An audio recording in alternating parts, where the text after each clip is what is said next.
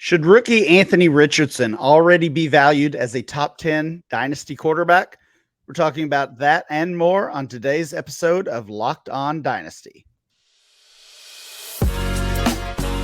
You are Locked On Dynasty Football, part of the Locked On Podcast Network. Here are your hosts, Matt Williamson and Ryan McDowell.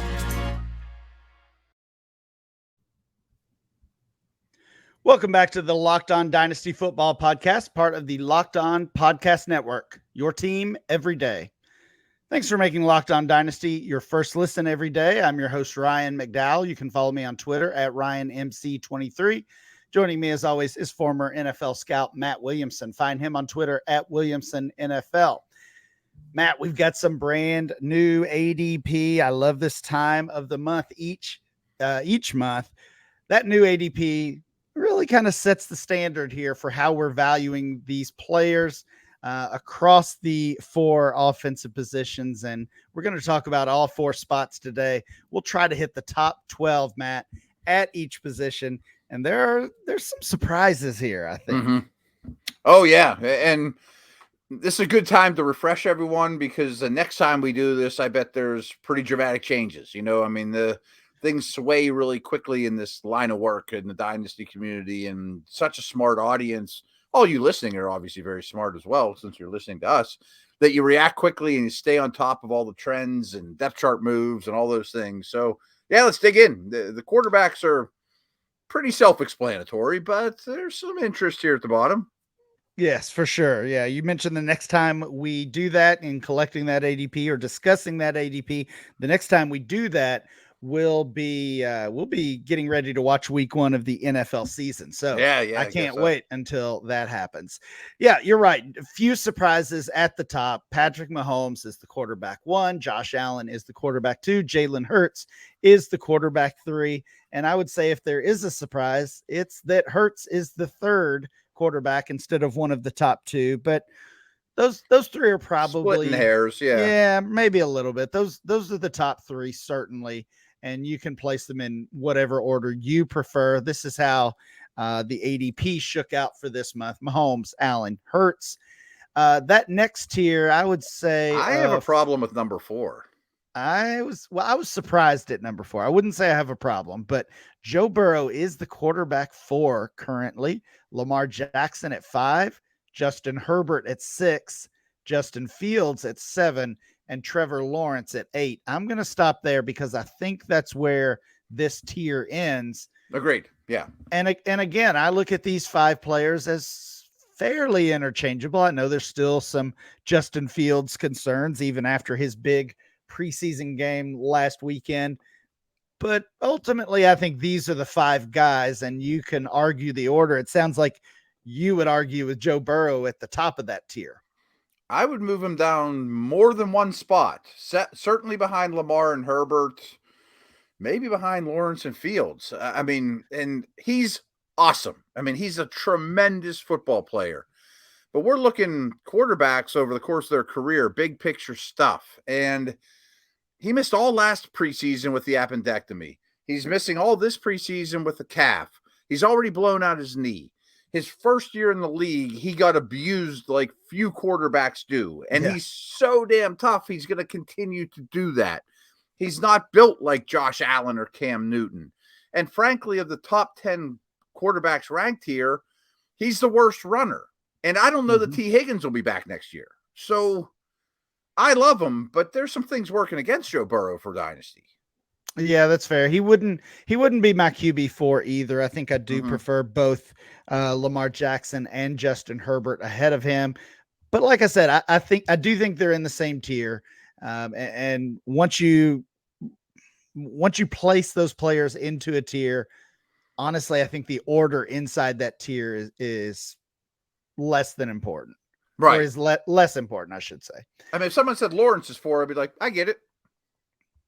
Yeah, I would as well. We've got 4 guys left on this group of quarterback ones. Deshaun Watson next on the list at QB 9. Anthony Richardson is the quarterback 10, a top 10 dynasty quarterback. That's how I started the show, Matt. Do you have a problem with that? No, Worst should be 11 for me. I mean, you mentioned the top 8, and there's a tier break. Maybe top 3, then top 8. Watson, Richardson, Dak is a really tough conversation for me. So they're a tier. So I don't have a problem putting him right in the middle of that tier. I mean, he's a start for at least the next 2 years. I think I'm ready to move Dak down a spot or down Really? a tier, Really? I should Okay. say. He I does it can't wrong. imagine. Yeah, I'm not taking him over Watson. If I'm doing a dynasty startup right now, I'm taking Watson and I'm taking Richardson above Dak Prescott and not even considering him. Dak Prescott is currently the QB 11 and Tua Tagovailoa finishes up that list as the QB 12. Do you think these are the right 12? Would you? That's what I was going to ask it? you. Like, if you're not going to take Dak in the top 10, is there anyone else you're taking ahead of him? Daniel Jones, Pickett, Purdy, Young, Stroud. I'm just trying to get Young. You know what I mean? Yeah. Kyler Murray is quarterback 13. Kyler, I would take higher. Yeah, I think he's one of the best buy lows. I hate to say that because I don't know that you're getting that trade discount in existing leagues that you might expect based on this ADP. But if there is a discount, if there's a panic, I would be targeting Kyler Murray in trade, and I would rather have Kyler Murray than these last couple of guys on the list. So yeah, including Richardson or just Prescott and Tua. Just Prescott and Tua. Okay, yeah. I mean, Kyler's going to be a starter next year at this time. Yep. Somewhere. I think it's safe to assume that. Let's move over to the running backs because, like I said, we're going to try to hit all 4 positions. We got to pick it up a little bit here, Matt. No surprise at the very top of the running back list, Bijan Robinson, the rookie, is there. He might be 3 on the Falcons depth chart, but he's number 1 on the Dynasty running back depth chart. The RB2 is Christian McCaffrey, who just continues to maintain his Dynasty value despite his age, despite some injury issues over the past 3 years. 27 years old, a top 6 player in our Dynasty ADP overall, and a top 2 running back. Honestly, I'm a little surprised that he's still, as great as he is, that he's still holding this type of value, at least based on our ADP. See, I think some of it's just because by default. I mean, here we sit in the middle of August, and again, very subject to change. This list looks weaker than ever to me. Yeah, that's fair. I mean, we've got, well, we'll get to the names here, but these guys have injury concerns. Right, injury concerns, holdout concerns. Right. Age concerns. Right. Well, let me tell you what I did, and I don't think I've told you this. I don't think I've discussed it here on the show. The last time I updated my rankings for DynastyLeagueFootball.com, I moved Jahmyr Gibbs up to my RB2 spot. So my top 2 ranked running backs right now are both rookies, of course, Bijan Robinson and now Jahmyr Gibbs.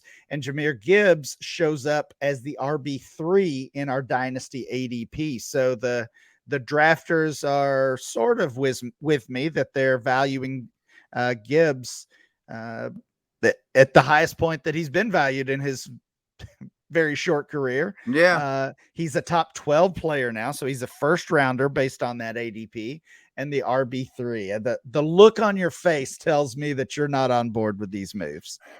I just think if we just get one piece of good news on Hall, Taylor, and even Javonte Williams, who's not on this list, yeah, I would take all those guys over Gibbs. You know what I mean? Like, if they're back, which certainly could be a week away. You know what I mean? Right. I think you're right on Hall for sure. You know, if we got the report, like you said, if we got the report tomorrow, Hall's back, he's good to go, fully cleared, starting week 1. I think Hall is the Dynasty RB2. Yeah. The other ones are a little, you got to strain a little bit more. Like, I'm talking like if Taylor gets traded to the Chiefs or anyone. Right. I think some might be listening to this conversation or thinking about running back value in general. And, you know, maybe a criticism is that we're thinking too short term. JT's holding out, so he falls down. Breece Hall might not be ready to start week one, or maybe he misses some early games, so he falls down to RB4. Outside of the elite talents, and maybe you can argue that Breece Hall is one of those, we have to view these running backs in year by year situations. So Bijan Robinson, put him at the top. Don't worry about him. He's one of those elite talents. Mm-hmm. And really, that probably answers my concerns and my questions about Christian McCaffrey as the RB2. Right. Why is he still the RB2? Why is he still a first rounder? Because he's one of the elite talents, one of the best running backs we've seen in years. So that's why he's maintaining his value. And we've seen other players from his draft class like Joe Mixon and Dalvin Cook and Alvin Kamara and Leonard Fournette. We've seen those guys lose value while McCaffrey has maintained. Yeah, I don't have much more to add to that, but I'm sitting there looking at Nick Chubb going, boy, if we're looking short term, I bet he's got 2 or 3 really good years in him still. Nick Chubb is on this list. There are several other names on this list, and we will reveal those next. Folks, we got a great new sponsor, Nutrafol. All you men out there, you need to really pay attention to this. This is good stuff. You don't have to choose between better hair growth and your health. Nutrafol provides a whole body health approach for men that promotes healthier hair, no drugs, no compromises, just better hair.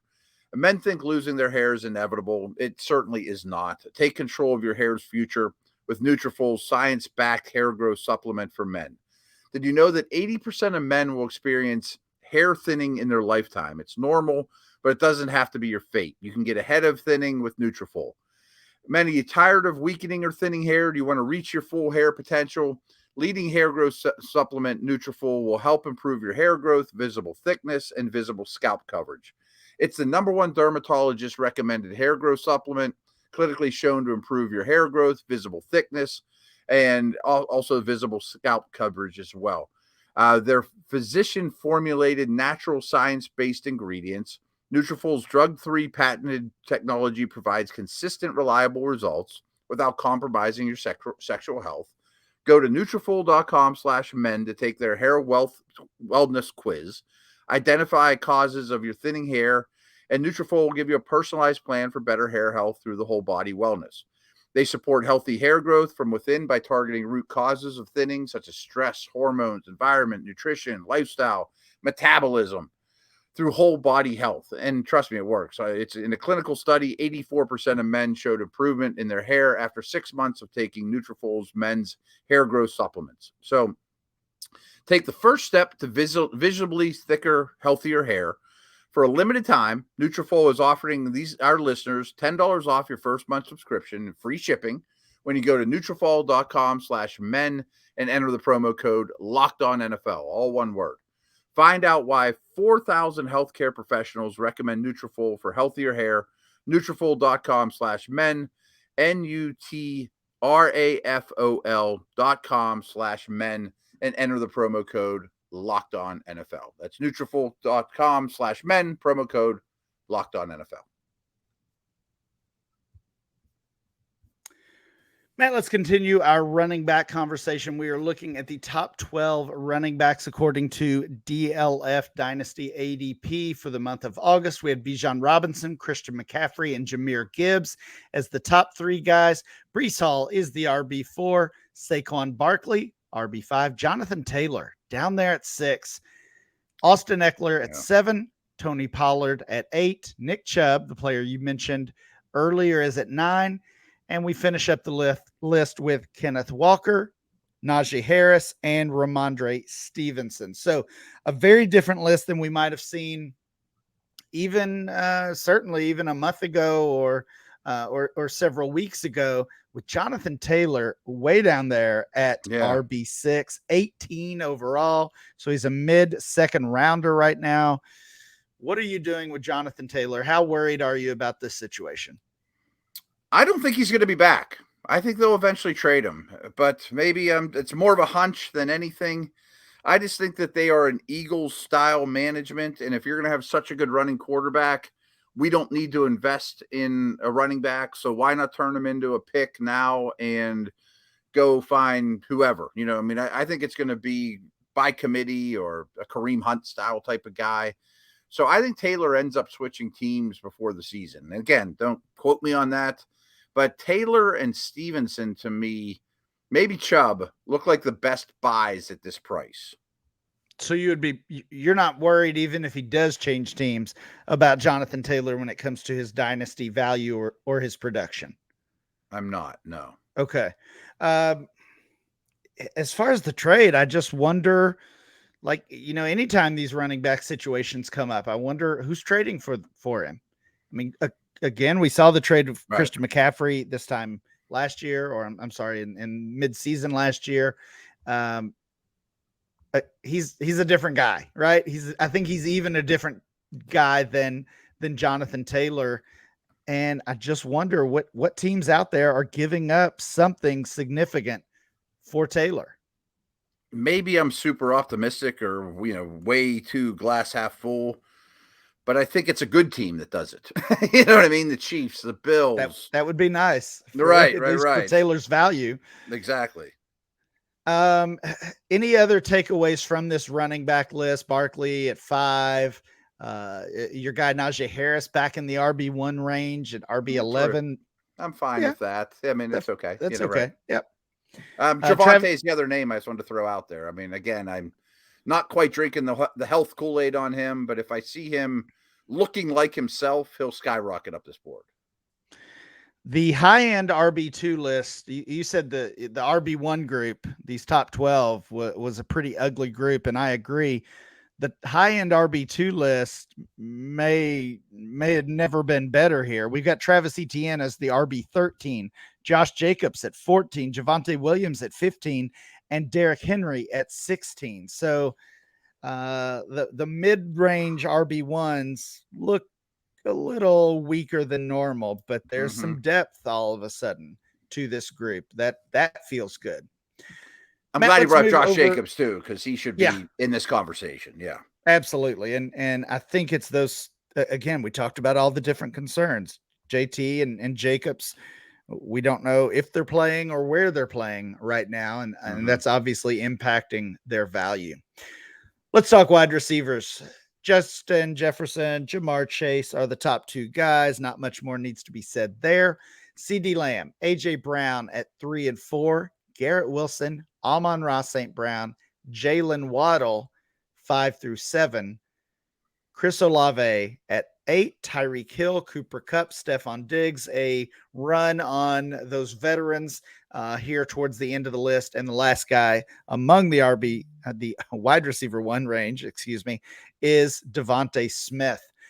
Matt, I want to focus here on these duos because we see 2 Eagles, AJ Brown and Devontae Smith. We see 2 Dolphins, Jalen Waddle and, of course, Tyreek Hill, among the top 12 wide receivers. And for the record, T. Higgins, I believe, is the wide receiver 13 currently. So if we expand this list by 1 spot, we also get 2 Bengals with Higgins and Chase on the list.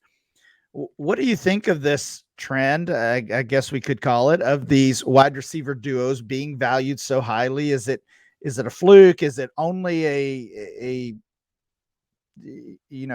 result of their offense and how high powered those offenses are? And is there any kind of concern here over these sets of teammates possibly hurting each other when it comes to production? I guess slightly. I mean, if the quarterback were to go down, we had 69 different quarterback starts games last year. And if one of them has to, a backup or a 3rd string, let alone a 4th string, we've seen that last year, has to boost up 2 receivers, you're in big trouble, obviously, but that's also probably a short-term thing. Having 2 from the same team doesn't bother me. I just think that they're wise teams that's fortunate to have both. And real quick, I wonder if you feel the same. I think we all believe that the top 2 are the top 2. They're truly elite, and we don't throw that word around much. But the top 8 are kind of the top 8 to me too.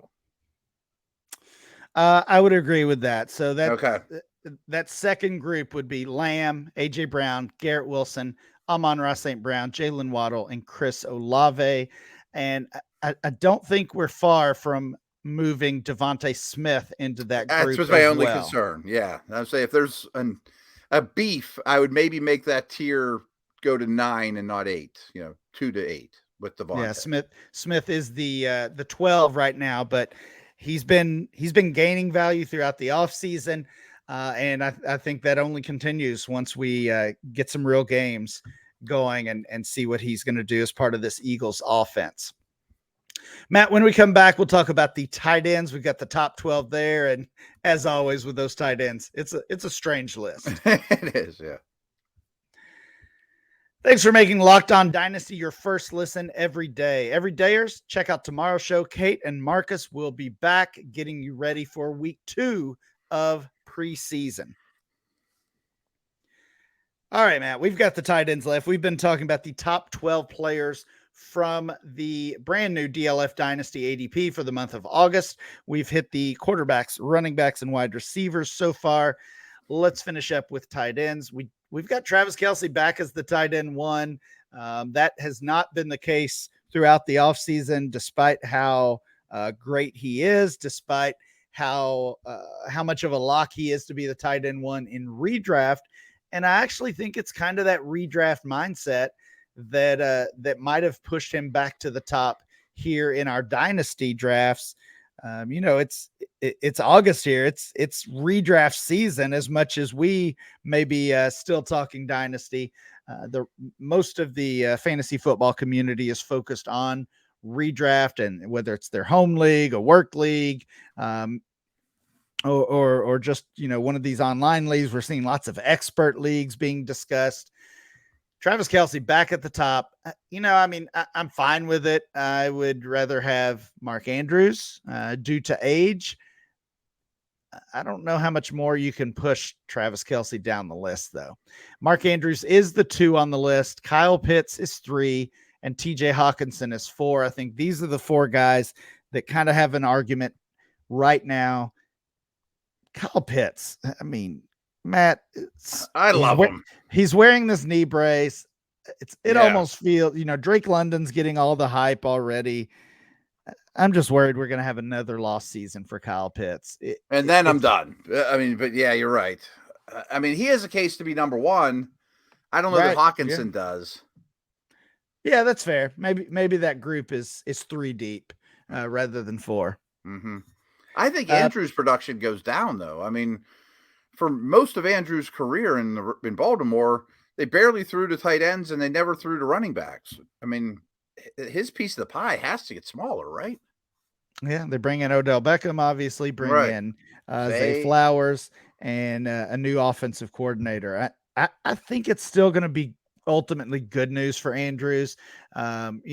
If his piece of the pie gets smaller, maybe the pie's getting larger. So maybe we see that balance out, and that team throws the ball more. So I'm not worried about Mark Andrews. We got Kelce and Andrews at the top. Pitts 3, Hawkinson 4, Dallas Goedert is 5, George Kittle is 6, and then we've got the rookie Dalton Kincaid at at 7, Darren Waller, Pat Freiermuth 8 and 9. Sam LaPorta, another rookie among the top 10 tight ends in Dynasty, Evan Ingram and David Njoku. I guess these guys are going to continue to be undervalued. I love both of those guys for this season. So Ingram and Njoku, if you've got a win now team, I think you're totally fine having those 2 guys as your starting tight end. Yeah, I don't have much complaints with this. We did risers and fallers earlier in the week, and I think LaPorta probably looks like he's definitely part of the 1s. So that's interesting. And this the other name I want to throw out there, and I'm not saying he's ready to be in this conversation, but it sure looks like Musgrave's also the 1 in Green Bay, and maybe he's going to be next that moves up this list. Yeah, Musgrave feels like a lock to be the starter at this point. Mm-hmm. Really, there's not much competition. Same for Sam LaPorta in Detroit. Does it worry you having Kincaid at 7, LaPorta at 10, or are you good with that? I mean, I'm a little bit of a homer, but I might take Freiermuth over both those guys. I mean, he's only in his third year, and I see him every day at practice, and he looks awesome. So I think he's safer. Okay. Yeah. I wouldn't argue with that. Mhm, Again, win now. I feel good about Ingram. I would not take mhm. Ingram in a dynasty startup over either of those rookies. Same for Waller. He's been getting a lot of push lately from the redraft community. I think he probably needs to be even higher in redraft than he is, but this feels about right for him for a Yeah, big dynasty picture, yeah. standpoint. How about Chig? Any chance he's knocking on that door? I know the He is, Hopkins thing hurt him.